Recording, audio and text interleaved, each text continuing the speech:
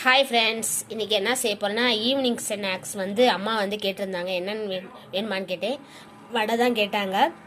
இதை வந்து 1.5 மணி நேரத்துக்கு முன்னாடியே ஊற வச்சுட்டேன். ஏன்னா ரொம்பவும் ஊற வைக்கக்கூடாது, இல்லை லைட்டாக ஊற வைக்கலாம். இந்த அளவுக்கு ஊற வச்சு எடுத்தாச்சு. இப்போ வாங்க மாவு ஆட்டிடலாம்.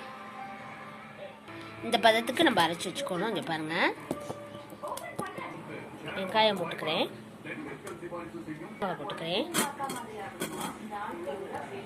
கொஞ்சம் மிளகு, கொத்தமல்லி, கொஞ்சம் கருவேப்பிலை, உப்பு, சோடாமா.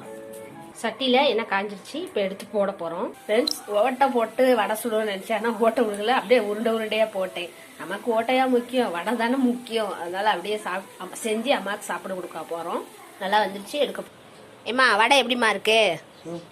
சூப்பராக இருக்கா? சரி. நிறைய பேர் ஈவினிங்